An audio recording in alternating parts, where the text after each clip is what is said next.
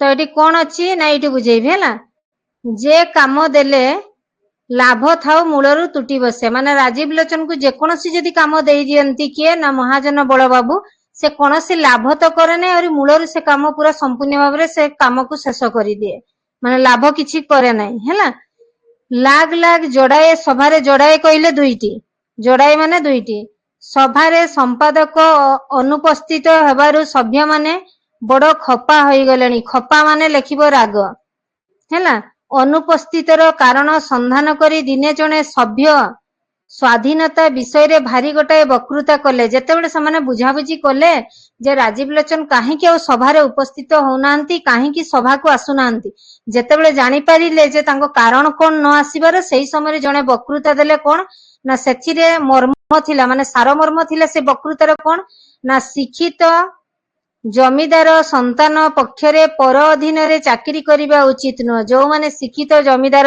पुओ थिबे से माने पर अधीन रे चाकरी करिबा उचित न वक्तृता संगे संगे गोटे कविता पाठ करिथिले वक्तृता देबा सहित गोटे कविता मध्ये पाठ करिथिले से कविताटी कोन थिला ना जहार अछि धन ज्ञान अधिक चाकरी कले ता जीवने धिक धिक जो मानकर धन ज्ञान अधिक अछि से माने जदि अन्य निकट रे चाकरी करंती तांको जीवन धिक बोली से वक्तृतारे जने सभ्य कहिथिले सभारे खूब हाथ ताड़ी पड़िला कोन पे हाथ ताड़ी पड़िला ना ए वक्तृतारे जो सारमर्म थिला एटा एवं जो कविता पाठ कले ताहा सुनी कि समस्त कोन कले ना हाथ ताड़ी देले राजीव बाबूंको मनरे कथाटा लाखी गला को कथाटा लाखी गला ना जहार अछि धन ज्ञान अधिक चाकरी करले ता जीवन धिक धिक एई कथाटा ता मनरे लागि गला काहे कि ना राजीव लोचन मध्ये जमीदार पुओ थिला कारण गोपाल चंद्र महापात्र खूब लक्षपति हो जाइतिले एवं से चली गला परे महाजन बड़ बाबू चिंता कले जे ताकू मध्ये ता बापा भलिया काम रे लगेई देबी किंतु तांको पुअर आदौ काम रे मन नथिला हैला तापरे जीवा हमें एठी तही आर दिन दिन जाक राजीव बाबू को ढेर खोजतला सेला हैला भेट मिलिला नाही तेणु राजीव बाबू को किए खोजिले ना महाजन बड़ बाबू पूरा खोजाखोजी कले किंतु आ तांको पाइले नाही महाजन आगरु भारी खपा होइतिले कहा ऊपर खपा माने रागितिले ना राजीव लोचन ऊपर किए रागितिले ना महाजन बड़ बाबू हैला केवल गोपाल को मने करी किछि कहि पारु नथिले कारण गोपाल खूब विश्वासी थिला तेणु ता कथा जेतेले से मने करूतिले राजीव को रागु नथिले संज बेले भेट पाइबारु ताकू कारोबाररू जवाब देले माने जवाब मागिले राजीव बाबू तो ताहा ही लड़ुथिले इच्छा थिला अन्य जगह रे बसा करी सभा समिति चलाइबे बसा करी माने अन्य जगह रे रही मात्र पारिले नाही महाजन बड़बाबू धराधरी करी ग्राम को पठाई देले तेणु महाजन बड़बाबू कौन कले देखिले तार कामर आदौ मन नाही तेणु ताकू धराधरी करी तांको गां जाजपुर अंचल को पठाई देले पांचिया गुमास्ता प्रजापाटकों मन भारी खुशी नुआ जमीदार को अधबाटरू पाछटी नेले नुआ जमीदार किए ना राजीव लोचन तेणु पांचिया गुमास्ता प्रजापाटक माने खूब खुशी हेले नुआ जमीदार को अधा रास्ता कौन कले ना तांको पाछटी की नहीं गले शुणी नुआ जमीदार इंग्राजी सरकारी स्कूल ले ढेर पाठ पढ़ी तालीम होइचंती भेटिबा पाई तोही आर दिन सकाळे गोटाए सभा हबार उपस्थित होला जेहेतु शुणीथिले से एंड्रू एकाडेमी रे पाठ पढ़ी इंग्राजी रे गोटे पास करिके आसीचंती तेणु समस्त कोन कले ना तांको पई गोटे सभार आयोजन कले केउठारे कले ना तांको गां जाजपुर अंचल रे कले हैला सभा नाम सुनी जमीदारंको मन भारी खुशी से खूब खुशी हेले काहे कि ना आगरु भी से कलिकता रे थिला बेले शनिवार मंगलवार दिन सभार संपादक थिले तेणु जेतले गां रे भी से सभा कथा सुनिले जे तांको आसीबा पई गोटे सभार आयोजन हेछि समस्त अत्यंत खुशी हे गले ठीक निरूपित बेलरे निरूपित माने ठीक समय रे लेखिबो निरूपित माने ठीक समय निर्धारित समय पुरुणा बुढ़ा पांचिया रंगाधर महांती जमीदार को गदी रे बसाई देले तांको नेगी गदी रे बसाइले तालुक किणा दिन ठारो महांती सेठ पांचिया काम रे लागिचंती तालुक माने जेबेटू गां रे गोटे जगह किणा हला लोकटी बड़ विश्वासी किए विश्वासी ना रंगाधर महांती हैला जमीदार लोक नहीं कामदार लोक सांताणी डाहाण हाथ किए थिले ना रंगाधर महांती तांको जत्न रे जमीदारी आय खूब बढ़ी माने से जमीदारी दायित्व सबू नहीं थिले जमीदार तो सबुदिन कलिकता रे यहाँ धरी सांताणी सबू ମାମଲ ମାମଲ ତ ବୁଝାସୁଝା କରୁଥିଲେ। ତେଣୁ ରଙ୍ଗାଧର ମହାନ୍ତିକୁ ଧରିକି ଜମି ବାଡି ସବୁ କାଗଜ ପତ୍ର ସେ ବୁଝାସୁଝା କରୁଥିଲେ। ତାଲୁକ ମଧ୍ୟରେ ସାମପୁର ଗ୍ରାମଟି ସବୁଠାରୁ ବଡ ଥିଲା ଲୋକ ଢେର। ତେଣୁ ସାମପୁର ଗ୍ରାମ, ତେଣୁ ରାଜୀବ ଲୋଚନଙ୍କ ଗାଁର ନାଁ କଣ ନା ସାମପୁର ଗ୍ରାମ। ଗୋପାଳ ବାବୁ ଗ୍ରାମରୁ ଢେର ଲୋକଙ୍କୁ କଲିକତାରେ ନାନା କାମରେ ଲଗାଇ ଦେଇ ରୋଜଗାର କରାଇ ଦେଇଥିଲେ। ତେଣୁ ଗୋପାଳ କଣ କରିଥିଲେ ନା ନିଜ ଗାଁରୁ ଅନେକ ପିଲାମାନଙ୍କୁ ନେଇକି କଲିକତାରେ ଅନେକ କାମରେ ଲଗାଇ ଦେଇଥିଲେ। ବାବୁଙ୍କ ସାହାଯ୍ୟ ଯତ୍ନରେ ଢେର ପିଲା କଟକରୁ ଶିକ୍ଷିତ ହୋଇ ଆସିଛନ୍ତି। ଅନେକ ପିଲା ଶିକ୍ଷିତ ହୋଇକି ଫେରିଛନ୍ତି। ବଡ ବଡ ଚାଷୀ, ସରକାରୀ ଚାକିରିଆ, ମହାଜନ ଲଢିଲେ ଉଣା ଅଧିକେ 40-50 ସରିକି ବାହାରି ପାରିବେ। ଯଦି ହିସାବ କରାଯିବ ଯେ କେତେ ପିଲାକୁ ସେ ମାନେ ବଡ କରିଛନ୍ତି, ନେଇକି କେତେ ପିଲାକୁ ମଣିଷ କରିଛନ୍ତି, ତ କେତେ ବାହାରିବେ ନା 40-50 ହେଲା, 40-50 ସରିକି ବାହାରି ପାରିବେ, ମାନେ 40ରୁ ଅଧିକ ବାହାରିବେ। ନୂଆ ଜମିଦାର ବାବୁ ଖୋଜି ବସିଲେ ଗ୍ରାମ ମଧ୍ୟରେ ଶିକ୍ଷିତ କୁସଂସ୍କାର ବର୍ଜିତ ଲୋକ ଅଛନ୍ତି କି ନାହିଁ। ଯେହେତୁ ରାଜୀବ ଲୋଚନ ଏଣ୍ଡ୍ରୁ ଏକାଡେମୀରେ ପାଠ ପଢିକି ଆସିଥିଲେ, ତେଣୁ ଯେତେବେଳେ ଗାଁରେ ଗୋଟେ ସଭାର ଆୟୋଜନ ହେଇଥିଲା, ତାଙ୍କୁ ଡକା ଯାଇଥିଲା, ଗଦିରେ ବସା ଯାଇଥିଲା, ସେଇ ସମୟରେ ସେ ପ୍ରଥମେ ଖୋଜିଥିଲେ ଯେ କୁସଂସ୍କାର ବର୍ଜିତ କେତେ ଲୋକ ଗାଁରେ ଅଛନ୍ତି ହେଲା। ପ୍ରାଇମେରୀ ଅପର ପ୍ରାଇମେରୀ ପାସ୍, ଛାତ୍ରବୃତ୍ତି ଫେଲ ଢେର, ଶିକ୍ଷିତ ସ୍ୱାଧୀନ ମନା ଲୋକ ଗ୍ରାମରେ ବୁଲୁଥିଲେ। ଜମିଦାରଙ୍କ ଆହ୍ୱାନରେ ତୁରନ୍ତ ହାଜର ହୋଇଗଲେ। ଜମିଦାର କିଏ ନା ରାଜୀବ ଲୋଚନ। ଜମିଦାରୀ କଚେରୀ ଘରେ ସନ୍ଧ୍ୟା ସମୟରେ ପ୍ରଥମ ସଭା ବସିଥିଲା। ତେଣୁ ପ୍ରଥମ ସଭା କୋଉଠାରେ ବସିଥିଲା ନା ଆମର କଚେରୀ ଘରେ ବସିଥିଲା ହେଲା। ନିଜେ ଜମିଦାର ବାବୁ ଢେର ବକ୍ତୃତା କଲେ। ସେଇଠି ବକ୍ତୃତା କିଏ ଦେଇଥିଲେ ନା ଜମିଦାର ରାଜୀବ ଲୋଚନ ଦେଇଥିଲେ। ସେଥିରେ ସାରମର୍ମ ଥିଲା, ହେ ସଭ୍ୟ ମହୋଦୟଗଣ। ତେଣୁ ତାର ସାରମର୍ମ କଣ ଥିଲା, ହେ ସଭ୍ୟ ମହୋଦୟଗଣ, ଏ ଦେଶର ଦୁଃଖ ଦୁର୍ଦ୍ଦଶାର କାରଣ ଲୋଡ଼ିଲେ ଦିନ ଆଲୁଅ ପରି ଜଣା ପଡିବ। ତେଣୁ ସେ ସେଇ ଭାଷଣରେ କଣ କହିଥିଲେ, ହେ ସଭ୍ୟ ମହୋଦୟଗଣ, ଯଦି ଦେଶର ଆମେ ଦୁଃଖ ଦୁର୍ଦ୍ଦଶାର କାରଣ ଜାଣିବା ପାଇଁ ଚେଷ୍ଟା କରିବା, ତାହେଲେ ଦିନଟା ଆଲୁଅ ପରି ଜଣା ପଡିବ। ମୂର୍ଖତା, କୁସଂସ୍କାର, ଅବଳା ଭଗିନୀ ମାନଙ୍କୁ, ଭଗିନୀ କହିଲେ ଭଉଣୀ ହେଲା, ଘର ଭିତରେ ଲୁଚାଇ ରଖିବା ସମସ୍ତର ମୂଳ। ଏ ସମସ୍ତ ଦୂର କରିବା ସର୍ବାଗ୍ରେ ଉଚିତ। ତେଣୁ ଆଗ ସେ କଣ କହିଲେ, ଯୋଉମାନେ ମୂର୍ଖ ଅଛନ୍ତି, ଯୋଉମାନେ କୁସଂସ୍କାର ଅଛନ୍ତି, ଯୋଉମାନେ ଘର ଭିତରେ ଲୁଚିକି ଅଛନ୍ତି, ସେମାନଙ୍କୁ ପ୍ରଥମେ ତାଙ୍କ ଭିତରେ ଉନ୍ନତି ଆଣିବା। ଆଉ ସମସ୍ତେ କିଛି ନ ବୁଝିପାରି ମୁହଁ ଚାହିଁ ହେଲେ। ଯେହେତୁ ସେମାନେ ପାଠ ଏତେ ପଢି ନଥିଲେ, ତେଣୁ ତାଙ୍କ ଯୋଉ ଅଭିଭାଷଣ ସେ ଯୋଉ ଦଉଥିଲେ, ବକ୍ତୃତା ଦଉଥିଲେ, ବହୁତ ଲୋକ ବୁଝି ପାରୁନଥିଲେ, କେବଳ ମୁହଁକୁ ଚାହୁଁଥିଲେ। ବାବୁ ହରିବୋଲ ପଟ୍ଟନାୟକ ଚଞ୍ଚଳ ଛିଡା ହେଇ ପଡି କହିଲେ। ସେଇଠି ଜଣେ ଥିଲେ କିଏ ନା ହରିବୋଲ ପଟ୍ଟନାୟକ। ସେ ଛିଡା ହେଇକି କଣ କହିଲେ ନା, ସୁଶିକ୍ଷିତ ଜମିଦାର ମହୋଦୟଙ୍କ ପ୍ରସ୍ତାବ ଦ୍ୱିତୀୟ କରୁଛି। ମାନେ ସିଏ ଯୋଉ ପ୍ରସ୍ତାବ ଯୋଉ କହିଲେ, ଯୋଉ ମୂର୍ଖ କୁସଂସ୍କାର ଅବଳା ଭଗିନୀ ମାନଙ୍କୁ ଘର ଭିତରେ ଯୋଉ ରହିଛନ୍ତି, ସେମାନଙ୍କର ଉନ୍ନତି ପ୍ରଥମେ କରାଯିବ। ତ ତାଙ୍କର ସେଇ କଥାଟାକୁ ଦ୍ୱିତୀୟ କିଏ କଲେ ନା ସୁଶିକ୍ଷିତ ଜମିଦାର ମହୋଦୟଙ୍କ ପ୍ରସ୍ତାବ ଦ୍ୱିତୀୟ କରୁଛି ବୋଲି ସେ କହିଲେ। ଉଚିତ, ଖୁବ ଉଚିତ, ନିଶ୍ଚୟ ଉଚିତ, ଶୀଘ୍ର ଉଚିତ। ତେଣୁ ଏଇ କାମ ପ୍ରଥମେ ଶୀଘ୍ର କରାଯାଉ ବୋଲି କିଏ କହିଲେ ନା ହରିବୋଲ ପଟ୍ଟନାୟକ କହିଲେ। ଜମିଦାର ବାବୁ ଭାରି ଖୁସି ହେଇ ବାବୁଙ୍କର ପରିଚୟ ପଚାରିଲେ। ତେଣୁ ରାଜୀବ ଲୋଚନ ଖୁବ ଖୁସି ହେଲେ ଏବଂ ହରିବୋଲ ପଟ୍ଟନାୟକଙ୍କୁ ତାଙ୍କର ପରିଚୟ ମାଗିଲେ। ସେ ଜାଣିପାରିଲେ ଯେ ଇଏ ହଉଛନ୍ତି ଜଣେ ଉଚ୍ଚ ଶିକ୍ଷିତ ଥିବେ। ହରିବୋଲ ବାବୁଙ୍କ ଘର ଏହି ଗ୍ରାମରେ ଇଂରାଜୀ ମାଇନର ପାସ୍। ତେଣୁ ହରିବୋଲ ବାବୁ କଣ କରିଥିଲେ ନା ସେଇ ସାମପୁର ଗ୍ରାମର ଲୋକ ଥିଲେ, ଯିଏକି ଇଂରାଜୀ ମାଇନର ପାସ୍ କରିଥିଲେ। ବିଦୁପୁର ପୋଷ୍ଟ ଅଫିସରେ ସବ ପୋଷ୍ଟମାଷ୍ଟର ଥିଲେ। ତେଣୁ ହରିବୋଲ ବାବୁ କଣ ଚାକିରି କରୁଥିଲେ ନା ବିଦୁପୁର କହିଲେ ଗୋଟେ ଗାଁର ନାଁ, ସେଇ ପୋଷ୍ଟ ଅଫିସରେ ସବ ପୋଷ୍ଟମାଷ୍ଟର ଥିଲେ ହେଲା। ଅନ୍ୟାନ୍ୟ କର୍ମଚାରୀ ଅର୍ଥାତ ପିଅନ ମାନେ ବଡ ଚୋର ଅଯୋଗ୍ୟ ଲୋକ ଥିଲେ। ଯୋଉଠି ସେ କାମ କରିଥିଲେ ସେଠି ପିଅନ ମାନେ ଖୁବ ଚୋର ଆଉ ଅଯୋଗ୍ୟ ଥିଲେ।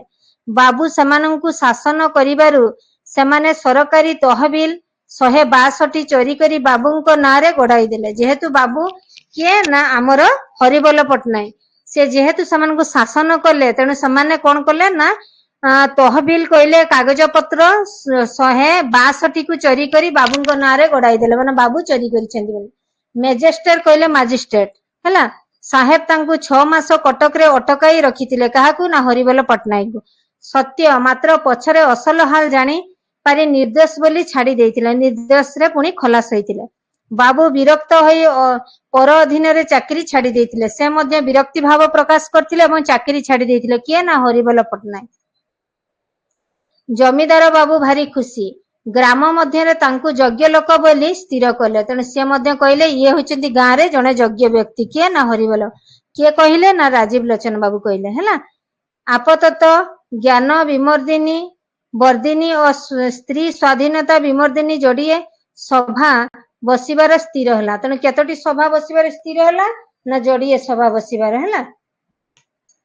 दुई सभार संपादक हरिबोल बाबू तेणु जो दुईटी सभा आयोजन होइतिला ज्ञानवर्धिनी आ स्त्री स्वाधीनता विमर्दिनी से सभार संपादक थिले किए ना हरिबोल बाबू।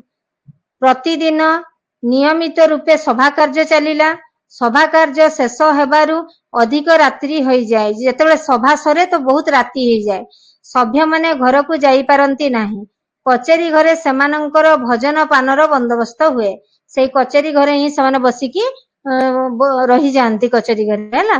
गोटे बालिका विद्यालय जनाना स्कूल बसिबार बंदोबस्त है तेणु से आलोचना कले गोटे बालिका विद्यालय एवं जनाना स्कूल बसिबार बंदोबस्त करागला। रोज रोज टंका दाखल करी बुढ़ा पटनायक हैरान बुढ़ा पटनायक कहले किए ना हरिबोल पटनायक टिकिए विलंब और मड़ मड़ हेले बाबू भारी खपा माने विरक्ति हुंती टंका गुड़ाक कुआडे जाए कि कारोबार हुए इदमित नाही माने टंकार कोनोसी हिसाब नाही इदमित माने हिसाब नाही। दिने संध्या बेले माँ शांताणी और पटनायक मध्य कथा हेले दी जन कथा हेले कोन ना पटनायक आज्ञा सबू बुढ़ी बसिला तेणु ये माँ शांताणी कहते क्या ना पटनायक आज्ञा सबू बुढ़ी बसिला माँ शांताणी रहिब परा मु निजे मूर्ख किछि बुझिबार नाही मूलकर चर रुंड टिकिए धर्म भाव भला थांता कहार धर्म नथिला ना राजीव लोचन आदौ विश्वास करू नथिले एई घरे पुणी मद मांस राधे कृष्ण पटनायक तुम्हें अलगा हो जाओ तेणु पटनायक को कौन कहले हरिबोल पटनायक को जे तुम्हें अलगा हो जाओ तुम्हें आसवा दिन ठार मो पुओ पुणी मद मांस खाइलानी है। पटनायक निश्वासटाए पकाइले पटनायक तांको कथा सुनिकी निश्वासटाए माइले पटनायक को किछि कहिबाकू हेला नाही माने से किछि कहिला नाही राति सभारे स्थिर हो गला बुढ़ाटा अयोग्य कुसंस्कार सभार विघ्नकारी से बरखास्त माने ताको बाहर कर दिए। हरिबोल बाबू भारी योग्य लोक सभा और जमीदार दुई कार्य तुलाई पारिबे किए तुलाई पारिबे बोली स्थिर कले ना हरिबोल बाबू एणिकी सुंदर कार्य चलिला टंकार अभाव नाही बाधा देबाकू केही नाही तेणु केही बाधा देबाकू मध्य नाहंती अमला प्रधान मानक प्रति साफ हुकुम टंका दाखल कर तेणु जो मैंने धार नहीं कौन कहगला जे शीघ्र टंका दाखल कर प्रथम से अड़ुआ लगुला एणिकी साफ बुझिले 10 खमार धान 6-7टा गोरु महिषी पल 5 बाटी हाथ चाष जेणिकी अनाइले टंका रोजगार दाओ किए छाड़े। बाबू गोपाल चंद्र महापात्रे उआस आगरे गोटे पक्का मंदिर तैयार माने तैयारी करिबा कराई राधाकृष्ण जुगल मूर्ति प्रतिष्ठा कराई थिले तेणु गोपाल चंद्र महापात्र जेतेले बंची थिले से गुटे कोन करथिले तांको उआस कहले घर आगरे गोटे राधाकृष्ण मंदिर तैयारी करि दैथिले हैला। माँ शांताणी वर्तमान घरु बाहरी जाई से मंदिर रे अछंती तेणु माँ शांताणी कोन करंती ना घरु बाहरी जानती से मंदिर रे पूजा अर्चना करुथांती। प्रतिदिन संध्या समय रे बकते ठाकुर प्रसाद हविष्यान्न तेणु से कौन करती ना प्रतिदिन संध्या रे बकते कहले थरे खाती सेठी हविष्यान्न खाती बुढ़ा छामुकरण भी सेठारे थांती प्रतिदिन संध्या ठारू अधराती जाए भागवत पाठ हुए कौटी हुए ना राधाकृष्ण मंदिर रे कौन पाठ हुए ना भागवत पाठ हुए। माँ शांताणी दिन जाक ठाकुर आगरे आखि बुझी बसी माली गड़ाऊ थांती से केवल बसिकी माली गड़ाऊ थांती किए ना शांताणी दिने पटनायक शांताणी को कहिले आज्ञा शुणुचंती बाबूंको मंगल कृत्य बढ़िबार सभारे स्थिर है मंगल कृत्य माने तांकर बाहागर कथा आलोचना ला मु कहूची हेउ बहु शांताणी आसिले अबा घर करणाटा संभाला संभली करिवे जदि बहुटी आसीबो तो घर कार्य से तुलेई पारिबो आपण मंदिर रे बसी पूजा करिवे।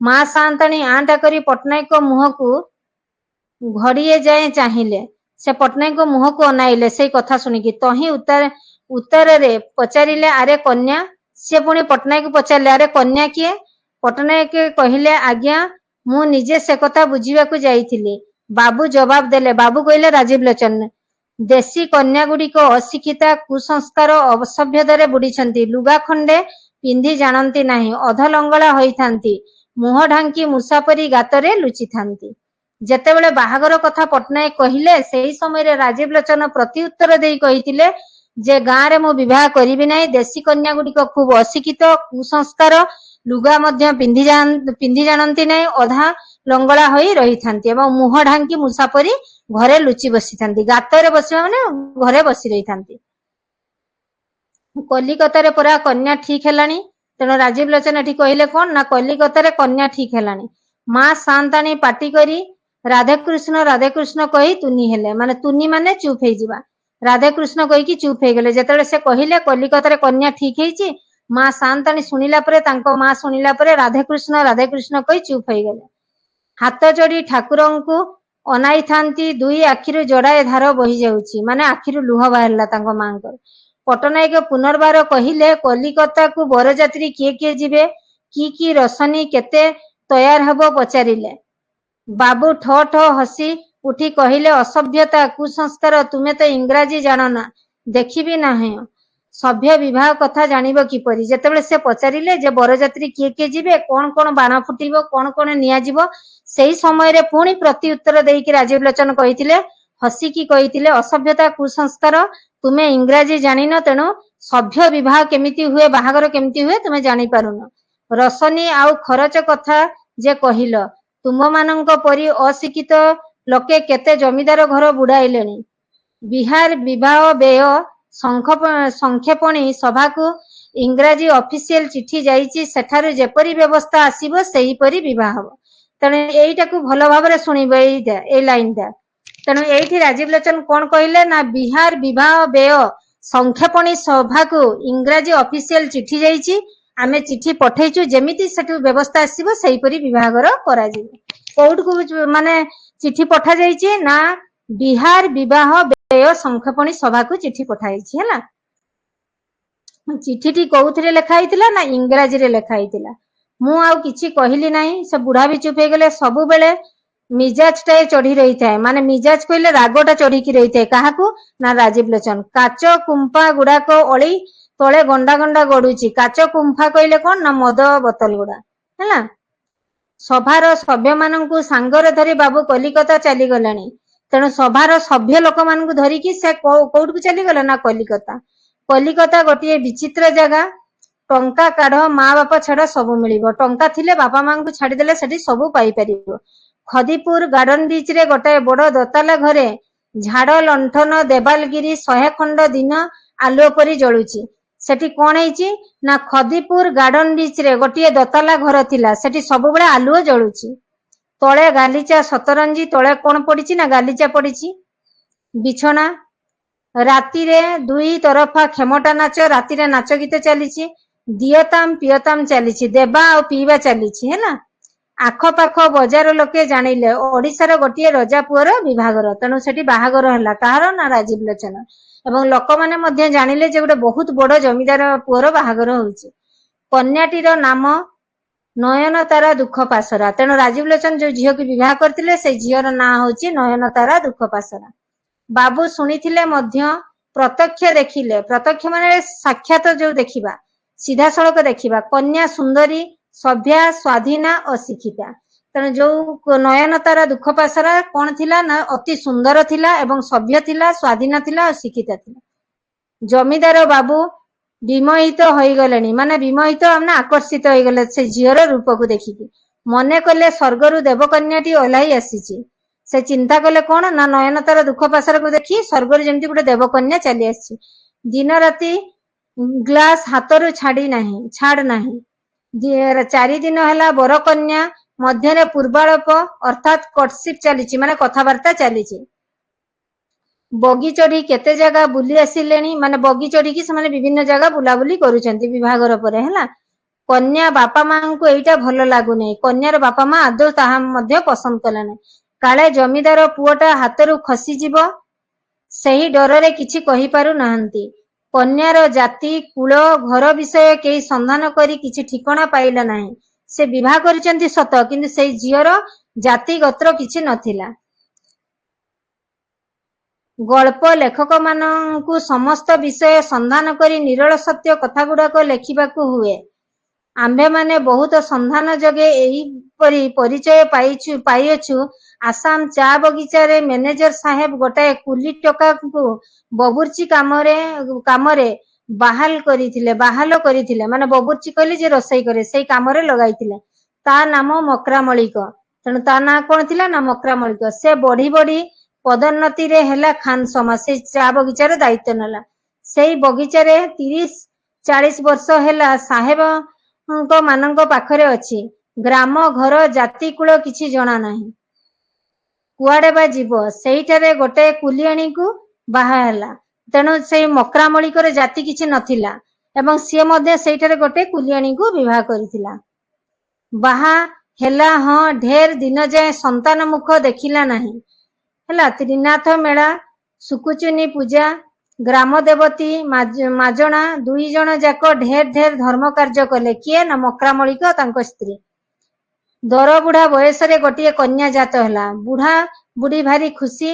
ମା ଝିଅର ନାମ ଦେଲେ ନୟନତାରା, ବାପା ଡାକିଲେ ଦୁଃଖ ପାସରା। ଯେହେତୁ ଏତେ ଦିନ ପରେ ତାଙ୍କର ଝିଅଟିଏ ଜନ୍ମ ହେଇଥିଲା, ତେଣୁ ଖୁସିରେ ସେମାନେ ନାଁ ଦେଇଥିଲେ ନୟନତାରା ଦୁଃଖ ପାସରା। ଶେଷରେ ନାମ ହେଲା ନୟନତାରା ଦୁଃଖ ପାସରା। କନ୍ୟାଟି ଦିନକୁ ଦିନ ବଢିଲା। ଚା ବଗିଚା ପାଖରେ ଗୋଟିଏ ସ୍କଟିଶ ବ୍ୟାପ୍ଟିଷ୍ଟ ଅଫ୍ରେନ୍ ବାଳିକା ସ୍କୁଲ ଥିଲା। Miss Douglas mistress. ମା ବାପା ଭାରି ଶ୍ରଦ୍ଧା, ଭାରି ଖୁସିରେ କନ୍ୟାଟିକୁ ମଜା ଜୋତା ସେମିଜ ଜ୍ୟାକେଟ ପିନ୍ଧାଇ ଦେଇ ସ୍କୁଲ ଛାଡିଲେ। ତେଣୁ ଅତି ଖୁସିରେ ସେମାନେ ସେଇ ସ୍କୁଲରେ ତାକୁ ପଢେଇଲେ ଏବଂ ତାକୁ ଜୋତା ସେମିଜ ପିନ୍ଧେଇକି ସ୍କୁଲକୁ ଛାଡିଲେ। କନ୍ୟାଟି ବଢି ବଢି ପାଠ ପଢି ପଢି ଢେର 13 ବା 14 ବର୍ଷ ହେଲାଣି। ସେ ସେଇ ସ୍କୁଲରେ, ଇଂରାଜୀ ସ୍କୁଲରେ ସେ ମଧ୍ୟ ଛୁଆଟିକୁ ପଢେଇଥିଲେ। ସେ ମଧ୍ୟ 13-14 ବର୍ଷ ହେଲାଣି।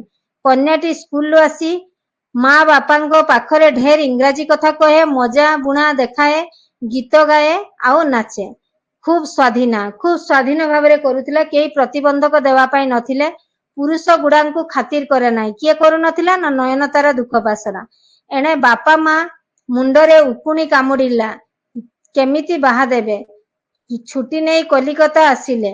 ଢେର ଖୋଜାଖୋଜି କଲେ, ମାତ୍ର ବାପା ମାର ଜାତି କୁଳ ଦେଶର ପତ୍ତା ନ ଲାଗିବାରୁ ବର ଜୁଟିଲା ନାହିଁ। ଯେହେତୁ ଜାତି କୁଳ ନଥିଲା, ବର ପାଇଲେ ନାହିଁ।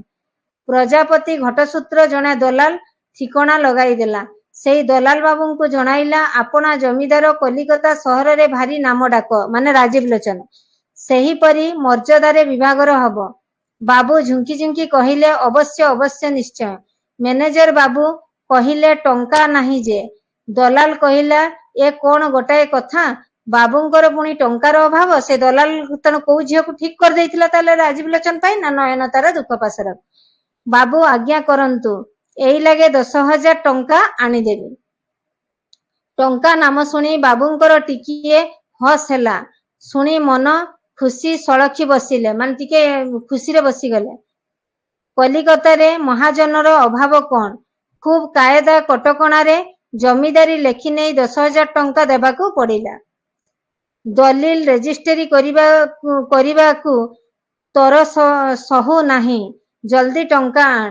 କଲିକତାରେ ଅନେକ ବାବୁ ଅର୍ଥାତ୍ ପୂର୍ବ ସଭାର ସଭ୍ୟମାନେ ଆଉ ଖିଦିପୁର ବଜାରର ଛୁଟୁକୁଟିଆ ବଢିଆ ସମସ୍ତେ ଦୋକାନୀ ନିମନ୍ତ୍ରଣ ହୋଇଗଲେ। କୋଉଠକୁ ନିମନ୍ତ୍ରଣ ହେଇଥିଲେ ନା ତାଙ୍କ ବାହାଘରକୁ।